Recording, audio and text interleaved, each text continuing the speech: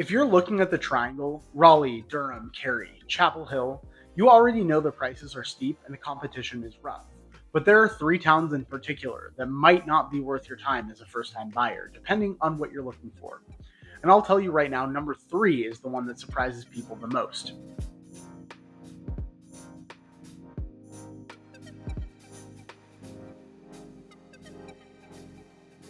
Hey everyone, my name is Zach. I'm a local realtor here with Main Street Realty Group in Sanford, North Carolina.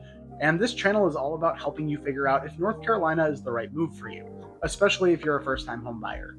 So today we're going to talk about three towns in the Triangle area that may not be the right fit for a first time buyer and why. All right, so town number one, Chapel Hill.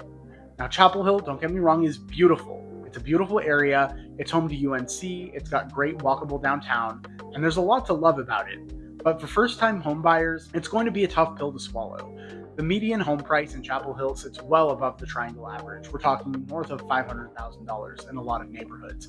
And part of that is because of the university. There's constant demand from the faculty, staff, and of course investors looking for rental properties near campus. That demand keeps prices high and competition pretty stiff. One of the reasons Chapel Hill is so challenging for first-time home buyers is because of the limited inventory in that starter home price range. Most of what's available is either priced out of reach or needs significant work, and when something does come up in the $300,000 to $350,000 range, it's usually gone in days, sometimes hours. So if you're stretching your budget just to get you into Chapel Hill, it's worth asking, is the location worth the financial squeeze? Because there are towns nearby that give you access to the same region at a fraction of the cost. But we'll come back to that. Town number two, Cary. Cary is one of the most popular towns in the Triangle, and for good reason. It's clean, it's well planned, it's conveniently located between Raleigh and Durham, but that popularity is exactly the problem. Cary has been one of the fastest growing towns in the country over the last decade, and prices reflect that. The median home price here is typically $450,000 to $550,000, and the competition is intense. You're going up against relocating professionals, tech workers, and buyers who have sold homes in higher cost markets and are coming in with cash strong offers. Another factor is simply the pace of new construction. A lot of the new builds in Cary are in the upper $400,000 range and above. They're not building starter homes there anymore, so the inventory that first-time buyers need just isn't there. For first-time buyers moving here, they like the idea of Cary because of the convenience, but the reality is that your money goes a lot further in other parts of the Triangle, and that's going to come up again with our last town. Now, if any of this is sounding familiar, you're looking at the Triangle, you're getting sticker shock. Feel free to reach out anytime. My contact information is on the screen and it's in the description below. I'll be happy to walk you through what's available within your budget to help you figure out what makes sense. All right, town number three, and this is the one that surprises people. Downtown Raleigh. Now, I'm not talking about Raleigh as a whole. Raleigh is massive, plenty of neighborhoods that are a great fit for first-time buyers, but I'm talking specifically about buying a home in downtown Raleigh. Here's the thing, downtown Raleigh condos and townhomes can look really appealing on paper. You see a listing for $250,000 and you think, I can live in the middle of everything. But what a lot of first-time buyers don't factor in is the HOA fees.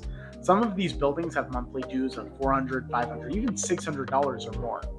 And that's on top of your mortgage payment, your taxes, and your insurance. So when you actually run the numbers, that $250,000 condo might cost you the same per month as a $325,000 house in a neighboring town. And you're not building equity on those HOA payments. That money's just gone. So here's where Sanford comes in. One of the bigger things people pay attention to about Sanford is that you can still find new construction in the $280,000 to $350,000 range. And that price point, it's really difficult to find that in Cary, Chapel Hill, or downtown Raleigh. You're talking about 30 to 40 minutes from the heart of the Triangle, even less to areas like Cary and Apex. And of course, you get more square footage, more yard, and less competition when it comes to actually buying the house. For first-time buyers moving here, they like the balance of Sanford because you're close enough to enjoy everything the Triangle has to offer without paying those Triangle prices. Now, if you're thinking about buying your first home in North Carolina, I put together a free first-time buyer guide that walks you through the entire North Carolina process step by step, including due diligence timelines and the mistakes to avoid. It's linked in the description below, so please grab that. And if you want to learn more about living in Sanford and the surrounding communities, make sure to subscribe and leave a like because we will be having a lot more videos just like this one. Feel free to call or text me anytime. My number, like I said, right on the screen. Until next time, I'm Zach with Main Street Realty Group. Welcome home.